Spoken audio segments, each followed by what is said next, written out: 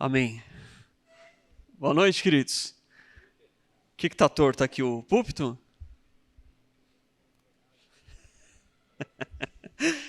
Bem-vindos ao Vox. Abre comigo no Evangelho de Mateus. Nós continuamos a nossa série do Sermão do Monte.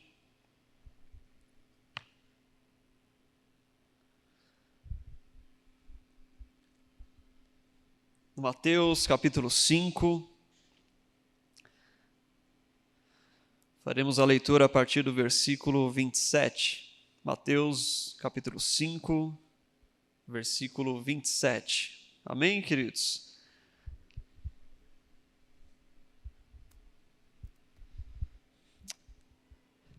Amém. Vocês ouviram o que foi dito, não adulterarás. Mas eu lhes digo, qualquer que olhar para uma mulher e desejá-la, já cometeu adultério com ela no seu coração. Se o seu olho direito fizer pecar, arranque-o e lance-o fora. É melhor perder uma parte do seu corpo do que ser todo ele lançado no inferno. E se sua mão direita o faz pecar, corte-a e lance-a fora. É melhor perder uma parte do corpo do que ir todo ele para o inferno. Foi dito, aquele que se divorciar de sua mulher deverá dar-lhe certidão de divórcio. Mas eu lhes digo que todo aquele que se divorciar de sua mulher, exceto por imoralidade sexual, faz com que ela se torne adúltera. E quem se casar com uma mulher adúltera estará cometendo adultério. Amém. Fecha seus olhos por um instante. Espírito Santo, nós adoramos ao nome de Jesus, nós engrandecemos aquele que é digno, Pai. Pedimos que o Senhor alinhe as nossas mentes com o Teu Espírito nessa noite, Pai. Que os nossos corações estejam abertos, os nossos ouvidos atentos à mensagem que o Senhor quer trazer para nós, Pai. Que nós possamos estar aptos para recebê-la e fazê-la frutificar em nosso coração, Deus. É o que nós te pedimos, descortina a nossa mente, o nosso entendimento. Livra-nos de distrações, Pai, que tentam roubar e impedir a palavra semeada de gerar fruto e vida.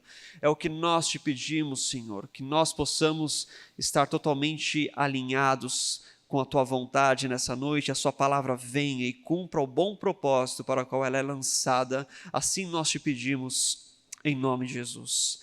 Amém.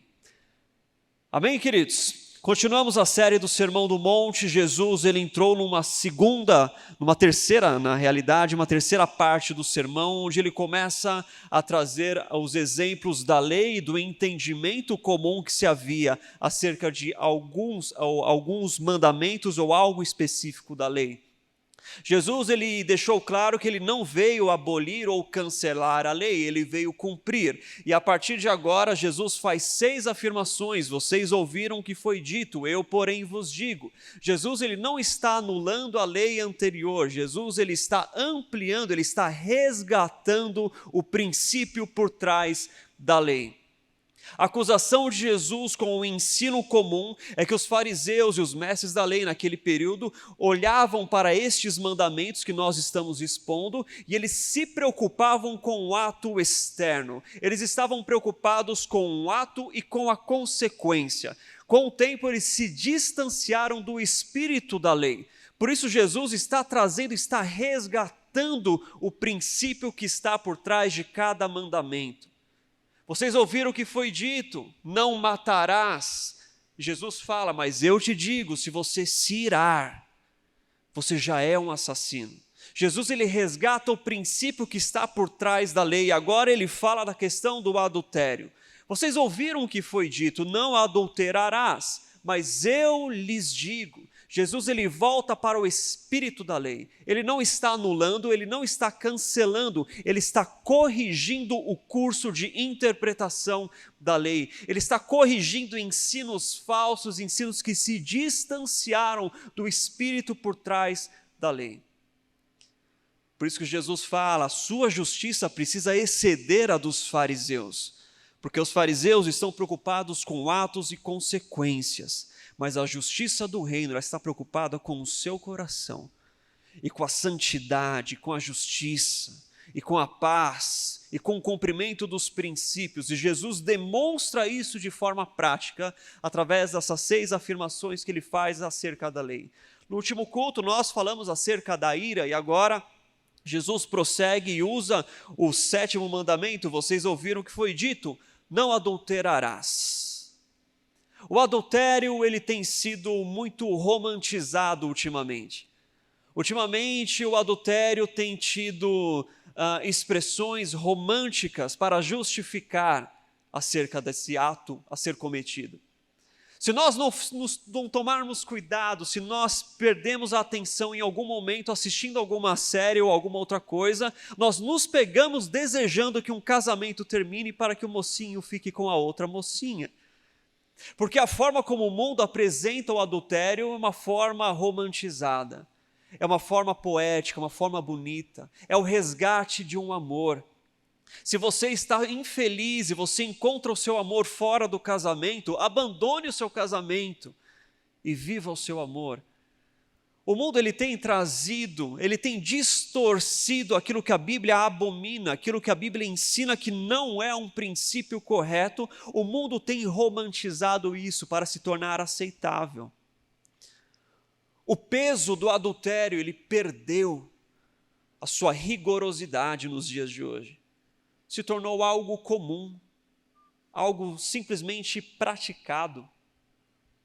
Em ciclos ou círculos sociais que nós participamos, sejam em faculdade, seja em trabalho, é muito comum nós encontrarmos pessoas que adulteram e levam isso como uma forma simples e normal da vida. Como um casinho fora ou só um contatinho para uma satisfação temporária. É muito romantizado o adultério nos dias de hoje. O fato dele ser romantizado não significa que ele é aceitável pelos princípios cristãos. Em uma peça de Shakespeare, chamado O Mercador de Veneza, há uma declaração interessante. Ele diz que na religião, que erro pode ser abominável se alguma fronte austera o defende ou aprova com citação de um texto, encobrindo com bonito fraseado a deformidade? O que ele está falando? Olha, o erro ele não deixa de ser erro, porque alguém está falando ele de uma forma bonita. Um erro, uma deformidade não deixa de ser uma deformidade, porque ela está sendo apresentada de uma forma poética.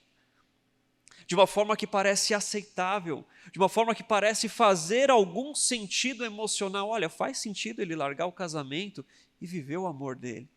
Justificam isso com uma visão de um amor verdadeiro. E ainda usam textos bíblicos para falar, olha, o amor, o amor, o amor, o amor. Distorcem aquilo que a Bíblia abomina, aquilo que a Bíblia condena, um erro. Com palavras bonitas, com formas poéticas, isso está na nossa cultura. Isso está nas novelas, está nas séries, está nos livros, nos filmes que você assiste, nos círculos sociais nos quais nós frequentamos. Tem sido muito comum ver isso sendo apresentado e apreciado. Se nós cristãos não tomarmos cuidado, nós nos pegamos em situações desconfortáveis. Jesus agora ele está resgatando o espírito da lei. E Jesus ele aprofunda o mandamento e conecta ele com o 10º mandamento: não cobiçarás. O pensamento antigo poderia ser, olha, enquanto você não adulterar, está tudo bem. Jesus fala, isso não é o suficiente. Não basta você não cometer o ato, você não pode desejar ele no seu coração. Você não pode permitir que a cobiça entre no seu coração e você em pensamento deseje. E você em pensamento busque satisfazer sensualidade. Que você em pensamento olhe para um homem ou para uma mulher com desejos impuros.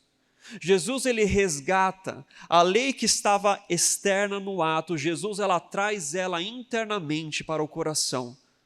Você pode não cometer o ato, isso não significa que você é inocente se o seu coração deseja.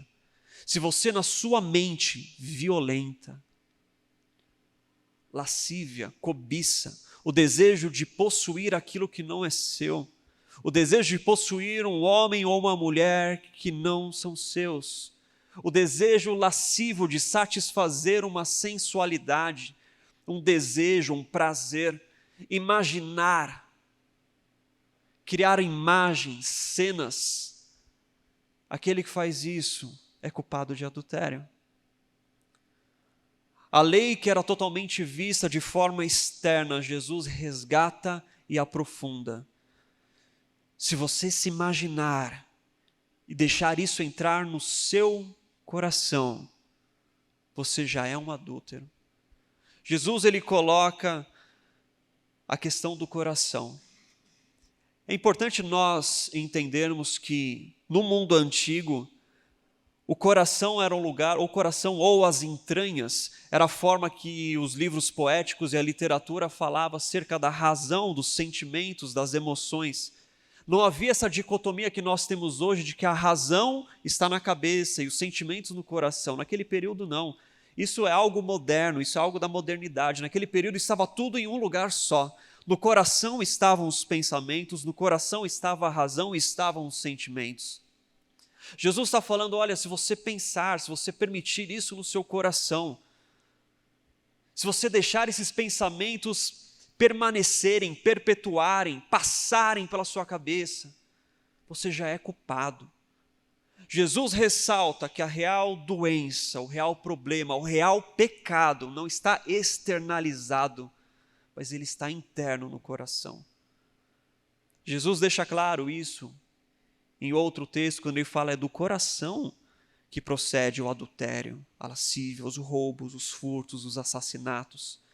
A preocupação externa dos fariseus, aquilo que poderia ser observado e condenado pelos outros, era algo totalmente externalizado, à vista. Jesus fala, a lei superior que eu venho trazer para vocês, ela olha o seu coração. Deus está atento ao seu coração. E você deve estar atento da mesma forma.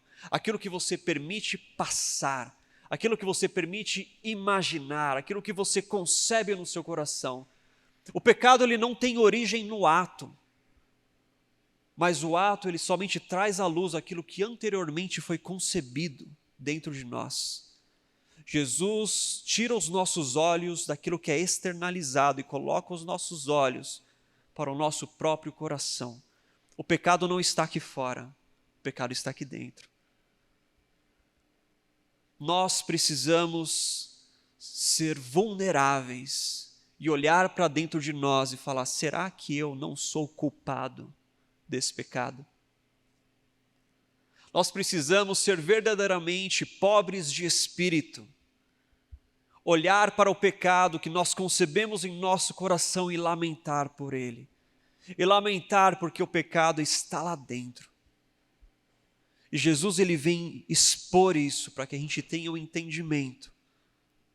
Paulo ele vai dizer em Romanos, no capítulo 7, fala, olha, eu não sabia o que era cobiça, até a lei dizer, não cobiçarás. Quando eu entendi, eu morri. Porque a lei trouxe à luz um pecado que antes eu não percebia. E a lei que é boa e santa, gerou em mim morte, porque eu me vi preso nesse pecado e não consigo fugir dele. Eu me vi incapaz, sozinho. A lei ela vem expor, o mandamento ele vem para expor, para resgatar o princípio, para deixar claro. Por isso nós devemos olhar e meditar e sondar o nosso próprio coração. Será que o pecado ele está dentro de mim? Será que eu tenho concebido, permitido que isso passe pelo meu coração? Será que eu tenho deixado a minha mente ir a lugares que ela não deveria ir? Será que eu tenho permitido que na minha mente eu imagine ou eu busque satisfazer a sensualidade ou o prazer? Será que eu não consigo olhar de forma pura para as pessoas? O problema está no coração. Jesus ele corrige um ensino de que a preocupação era só externa, mas ele traz o real problema interno. O Sermão do Monte ele vem confrontar a visão que o mundo e o homem têm acerca da sexualidade. Essa mensagem de Jesus acerca do pensar e do imaginar sobre o sexo, ela é uma mensagem que não confronta somente os judeus, mas ela confronta toda uma cultura greco-romana do mundo antigo. Numa cultura greco-romana, o sexo era tido como uma divindade. Ele era colocado no centro, assim como outras divindades. A guerra, o poder e o sexo, ele era uma divindade colocado no centro, de modo que tudo acerca da vida do homem percorria, ou ele saía, ou ele circulava atrás, ou por fora da sexualidade. Era o centro da vida e todos os outros aspectos da vida estavam circulando por volta do sexo. O sexo era divino.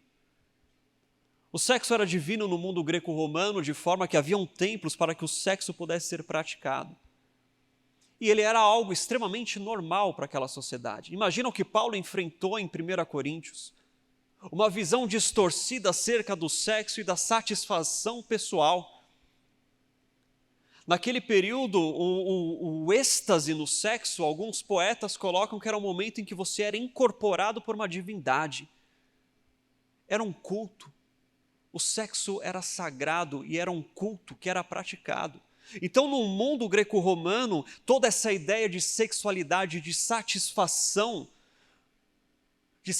dos prazeres, de satisfação dos desejos do homem, era algo extremamente comum. O homem era um predador sexual naquele contexto.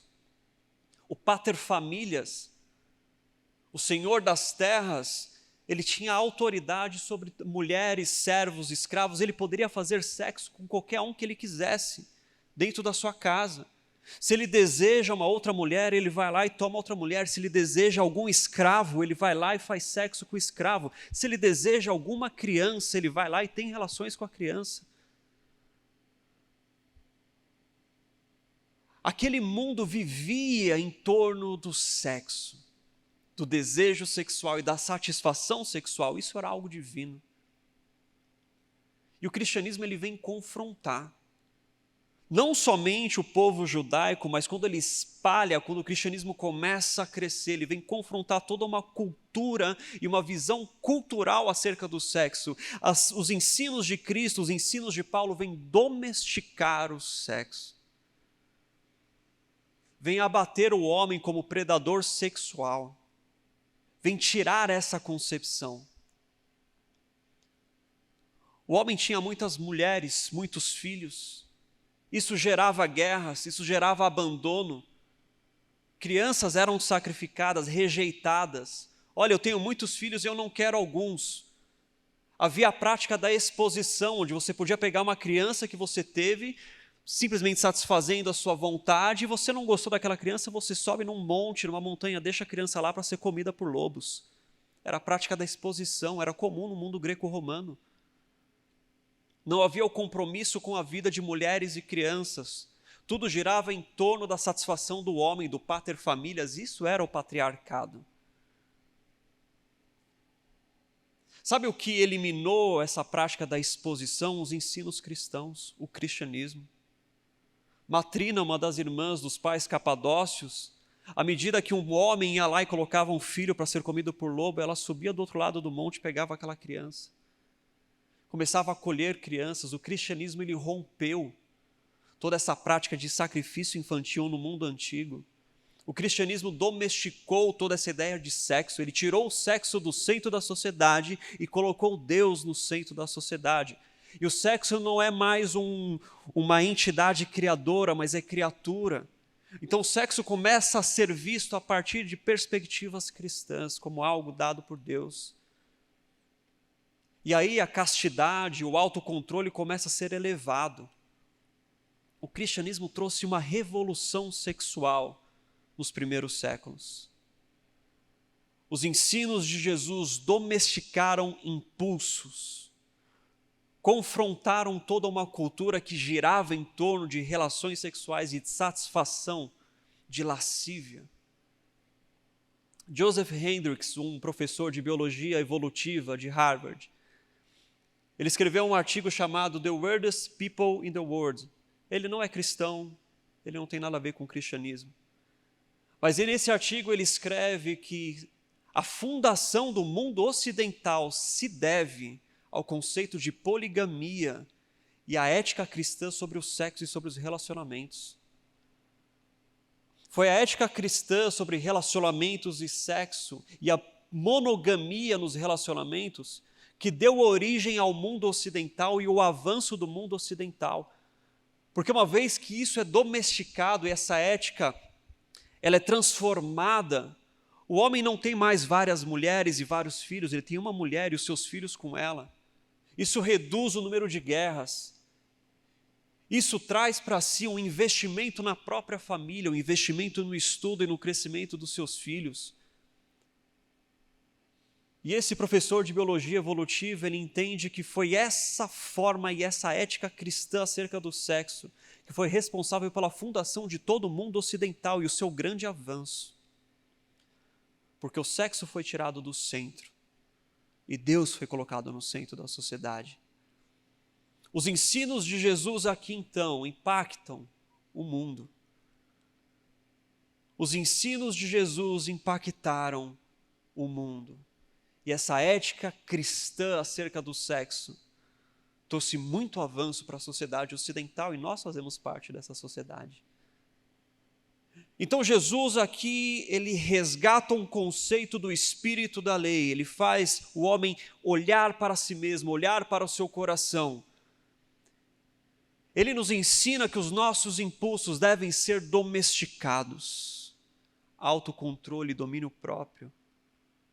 Nós devemos lidar com a impureza que nasce em nosso coração, o desejo de cobiça, de ter aquilo que não é nosso. E aí Jesus continua: se o seu olho fizer pecar, arranque-o e lance-o fora. É melhor perder uma parte do corpo do que ser todo ele lançado no inferno. E se a sua mão direita o fizer pecar, corte e lance fora. É melhor perder uma parte do corpo do que ir todo ele para o inferno.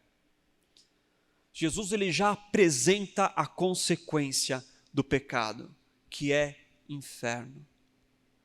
Jesus usa a figura do olho, o olho que cobiça, e a mão, aquilo que tenta possuir o que não é seu, o roubo, o furto. Jesus usa a mão direita e olho direito. No contexto daquele mundo, a mão direita era a mão para fins honrosos, era a mão que você fazia juramentos, era a mão que você levantava, era a mão que você usava para comer. A mão esquerda, o lado esquerdo era para fins desonrosos. Era onde você se lavava, onde você se limpava, não havia itens de higiene, então você entende o para que a mão esquerda era usada.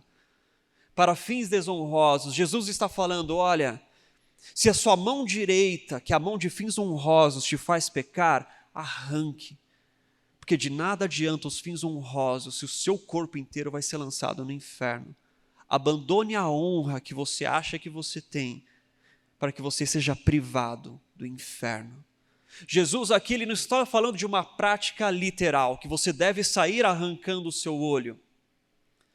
No primeiro século, alguns dos pais da igreja entraram nesse perigo e acabavam cortando partes do corpo, se castrando. Mas não é isso que Jesus está falando, não é algo literal. Você pode arrancar o olho direito, mas você pecar com o olho esquerdo. Você pode arrancar a mão direita e pecar com a mão esquerda. O que Jesus está falando é, nós devemos ser radicais com o pecado. Meu querido, nós devemos ser radicais na forma como nós lidamos com o pecado. Nós não podemos relativizar o pecado, nós não podemos suavizar o pecado. Jesus ele é enfático, Jesus ele é duro contra o pecado. E ele pode ser, porque foi o pecado que levou ele para a cruz, o nosso pecado. O que levou Jesus para a cruz não foram os fariseus, não foram os romanos, foram os nossos pecados. Então, se tem alguém que demonstra a ira contra o pecado, é Jesus. E ele tem toda a autoridade para isso, porque foi ele que pagou o preço. Por isso ele nos chama, seja radical contra o pecado. Não suavize, não relativize, não romantize uma prática. Não use sofismas, não há lugar para sofismas quando se fala de pecado. Jesus é direto, enfático, radical, arranque. Jogue a sua mão fora se ela te faz pecar. Jogue o seu olho fora se ele te faz pecar. Não conviva com o pecado, rompa o que tiver que ser rompido para você se livrar do pecado. Se o que te faz pecar são algumas amizades, seja radical com o pecado. Rompa essas amizades, até que você seja maduro o suficiente para não permitir que isso crie lugar no seu coração. Quando você se tornar saudável o suficiente, maduro o suficiente, então essas amizades não vão mais influenciar você ou te levar ao pecado. Mas até lá, rompa com o pecado. Se sair com pessoas te faz pecar, rompa esses relacionamentos. Se o seu namoro te faz pecar, arranque a sua mão. Seja radical com o pecado. Se entrar na internet te faz pecar, não entre. Se ficar sozinho de madrugada te faz pecar, não fique. O problema é que nós não somente damos ocasião ao pecado, mas nós preparamos o ambiente para o pecado acontecer. Nosso coração é tão doente. É nessas horas que nós devemos ser pobres de espírito e lamentar por essa condição. Nós damos ocasião ao pecado. Nós planejamos o ambiente, o lugar e a hora para o pecado acontecer. Mas Jesus nos chama para sermos radicais contra o pecado. No trecho anterior, Jesus havia dito que aquele que se ira é assassino, aquele que se ira com o irmão é assassino. Jesus ele está dizendo agora, não coloque a sua ira para o lado de fora. Se tem algo que você deve se irar, é contra o pecado, é o pecado que está dentro de você. Então não tente assassinar o que está fora, se irando com o irmão. Você tem que romper, matar e cortar aquilo que está dentro. Aplique a você a ira contra o pecado. Nós devemos nos irar contra o pecado. A palavra diz que Deus se ira contra o pecado. Nós devemos nos irar, porque foi o pecado que fez com que um judeu, um homem inocente, passasse pela humilhação da cruz. Foi o pecado que fez com que um Deus fosse crucificado, para que então nós pudéssemos ser perdoados. Nós não podemos relativizar, nem romantizar o pecado. Seja radical com ele. Corte, lance fora. Abra mão da sua honra, se necessário, arrancando a sua mão direita. É melhor você perder a honra diante dos homens e entrar no reino de Deus do que se manter na sua posição diante dos homens e padecer no inferno. Jesus não usa meias palavras. Jesus ele é direto, ele é enfático. Jesus não contorna as coisas, ele vai direto. Seja radical contra o pecado. Se você quer aplicar a ira em algo, não aplique no seu irmão. Olhe para você e aplique a você mesmo. E rompa o que precisa ser rompido. E corte o que deve ser cortado. Olhe internamente, olhe para o seu coração. Busque uma santidade verdadeira. Reconheça. Jesus ele continua, foi dito, aquele que se divorciar de sua mulher deverá dar-lhe certidão de divórcio, mas eu lhes digo que todo aquele que se divorciar de sua mulher, exceto por imoralidade sexual, faz com que ela se torne adúltera, e quem se casar com uma divorciada estará cometendo adultério. Jesus aproveita que ele já estava falando sobre o adultério e ele entra neste mandamento. Mais uma vez, o divórcio também tem sido muito romantizado. Os relacionamentos têm sido rasos.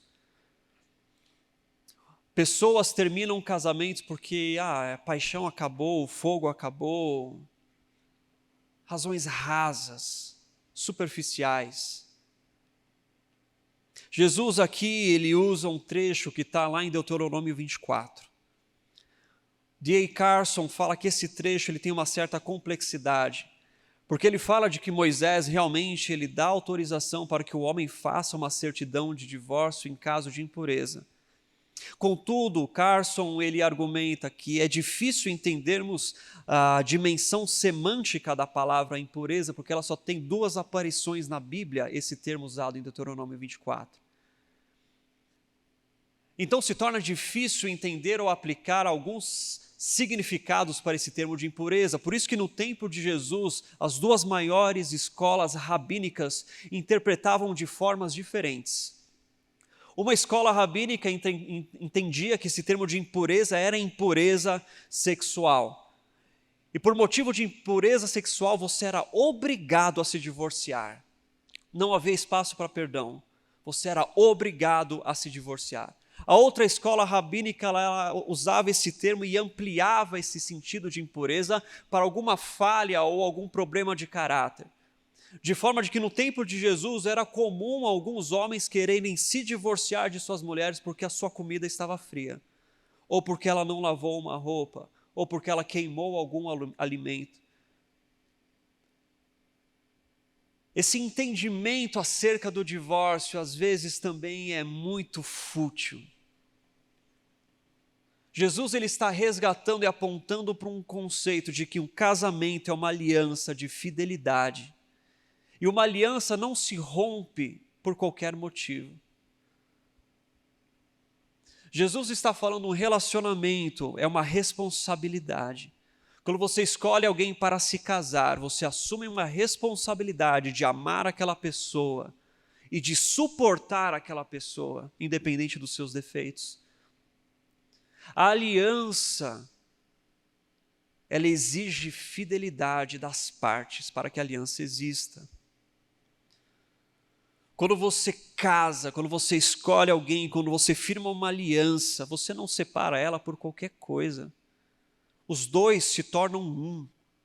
A palavra diz, o homem deixa a sua casa, os seus pais, a mulher deixa o seu pai, se une ao seu marido, eles são somente um. E aquilo que Deus uniu, que ninguém separe.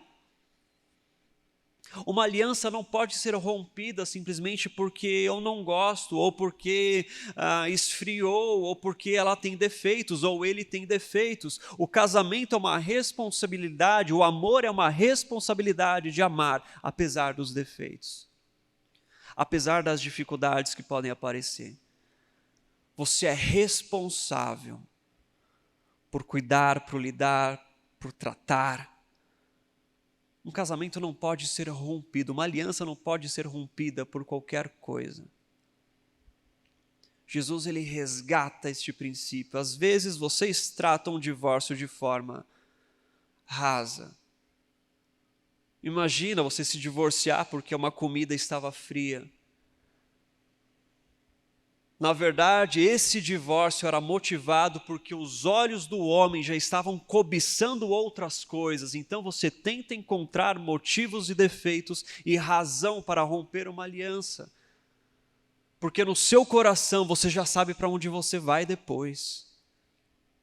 O homem ele já cobiçava alguma coisa, ou alguma mulher, ou alguma outra sensualidade.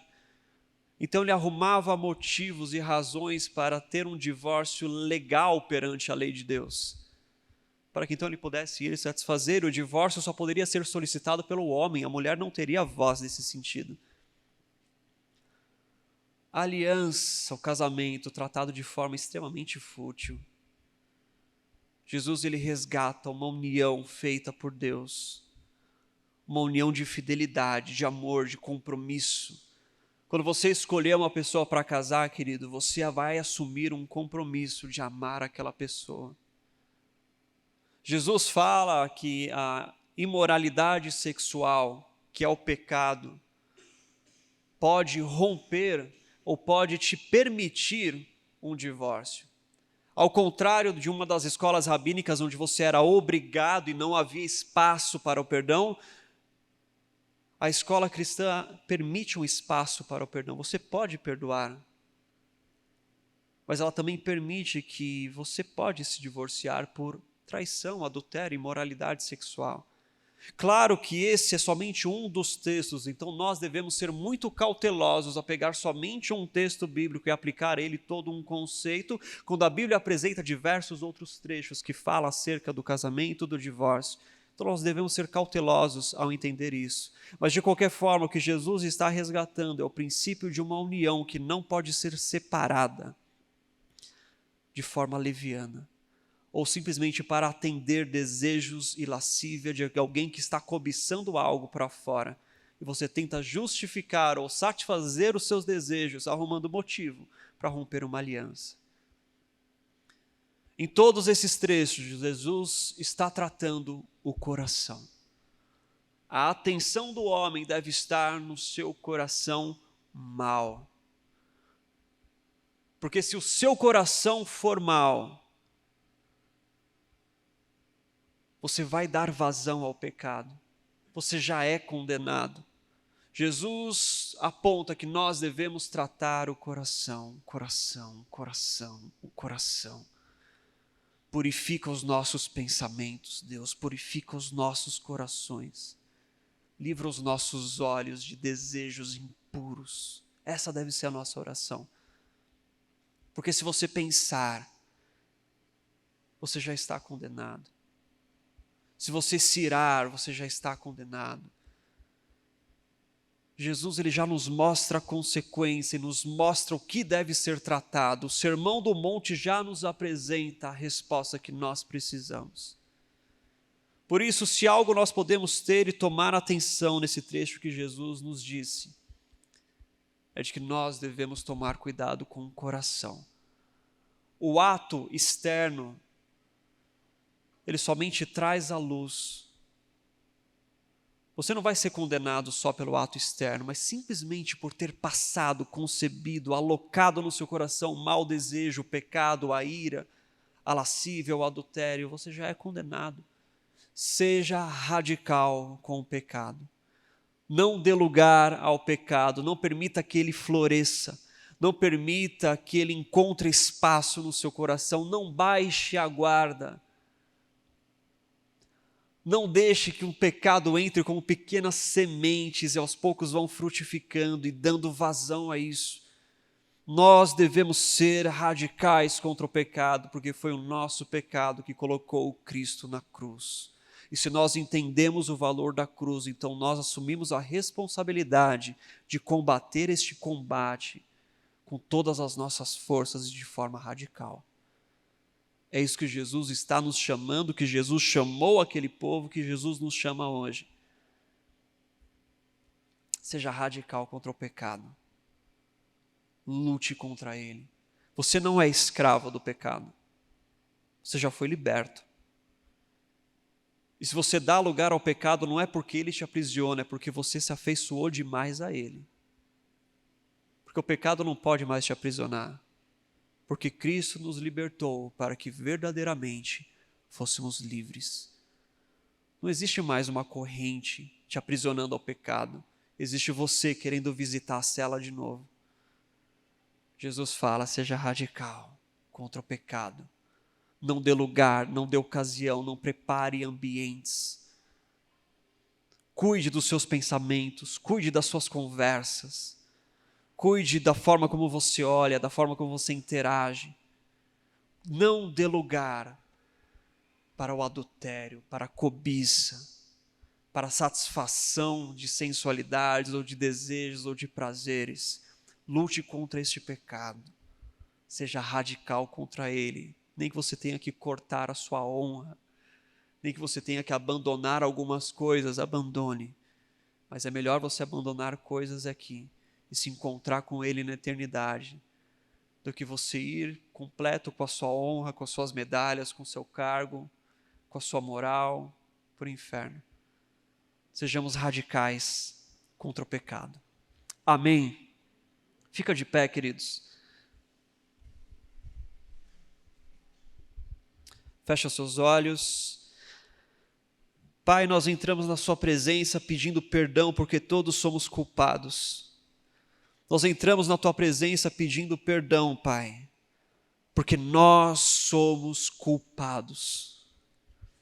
nós nos apresentamos verdadeiramente como pobres de espírito que olhem internamente para os nossos corações maus. Pai, perdoa as vezes em que nós nos afeiçoamos ao pecado. Perdoa as vezes que nós ignoramos o preço que o Senhor pagou para nos libertar e nós visitamos essas celas novamente, Pai. Perdoa as vezes, Senhor, que nosso coração foi envenenado e nós gostamos do sabor do veneno, Deus. Perdoa as vezes, Pai, em que nós permitimos que coisas florescessem em nosso coração. Perdoa as vezes, Pai, em que nós não conseguimos romper, Pai. Perdoa as vezes, Pai, em que nós nos alegramos com o pecado, Deus. Que o Senhor nos constranja, Senhor. Nos constranja, nos mostrando o peso da cruz. O preço que foi pago, Pai, o sangue que foi derramado para nos purificar, para nos perdoar, Pai. E nós gostamos de fazer novas dívidas, Deus, perdoa-nos, Pai, porque muitas vezes nos afeiçoamos demais ao pecado. Senhor, nos ensina a sermos radicais. Nos ensina, Senhor, a cortarmos o que precisa ser cortado, Pai. Nos ensina, Senhor, a enxergar, Deus, aquilo que tem nos levado ao mal, ao pecado, ao distanciamento de Ti, Deus. Nos mostra onde nós temos falhado, Senhor, e nos dê coragem, porque confrontar o pecado exige coragem, e isso nos falta muitas vezes, Pai. Porque nós não somos corajosos o suficiente para abrir mão daquilo que nos satisfaz. Que o Senhor, Pai, possa transformar o nosso coração verdadeiramente, Senhor. Que o Senhor possa nos livrar de nossas impurezas, Pai, eu te peço. Nessa noite, Senhor, que nós possamos ser limpos e purificados mais uma vez, Pai. Passa o Teu sangue, o Teu fogo sobre nós, Deus. Purifica os nossos corações, Senhor. Nos dá uma nova chance, Pai. Santifica o nosso caminho, Deus. Santifica o nosso coração, a nossa mente, a nossa razão, os nossos pensamentos devem ser santos. Santifica-nos, Pai. Purifica-nos, Senhor. Nós pedimos perdão por esses pecados, Pai. Nós pedimos perdão, Senhor, pelas nossas falhas constantes, Deus. Mas purifica-nos mais uma vez, é o que nós te pedimos em nome de Jesus, Senhor. Purifica os nossos olhos, para que os nossos olhos sejam bons. Porque se os nossos olhos forem luz, todo o nosso corpo será luz, é o que a tua palavra diz, Pai. Purifica os nossos olhos para que nós possamos andar em santidade, Senhor. E que em santidade nós possamos agradar o Teu coração, é o que nós te pedimos, Deus. Guia-nos por este caminho, um caminho de justiça e de santidade, Pai. Purifica-nos, para que possamos levantar as nossas mãos e adorar o nome de Cristo. Ensina-nos a dar valor à cruz do Calvário. Ensina-nos a dar um valor real ao sacrifício perfeito. O fato das nossas dívidas terem sido pagas não nos dá legalidade para cometer novas, Pai. E nós somos tão levianos, Deus, tão levianos, Pai. Mas que possamos valorizar o sacrifício de Cristo e entregar as nossas vidas verdadeiramente para Ele. Em nome de Jesus, santifica-nos na Tua palavra, purifica-nos, Pai. É o que nós te pedimos e nessa noite nós saímos daqui com a certeza de que fomos perdoados, Pai. Nós saímos daqui com a convicção de que nós fomos perdoados dos nossos pecados, Pai. De que nós não fomos aprisionados, não. Nós encontramos a liberdade em Ti. E um perdão em Ti, a Tua palavra diz que nós podemos comparecer confiadamente na sala do trono, a fim de receber graça e misericórdia. Então, com confiança, saímos daqui sabendo que fomos perdoados.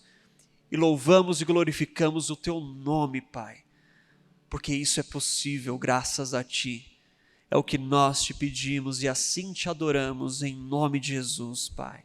Amém.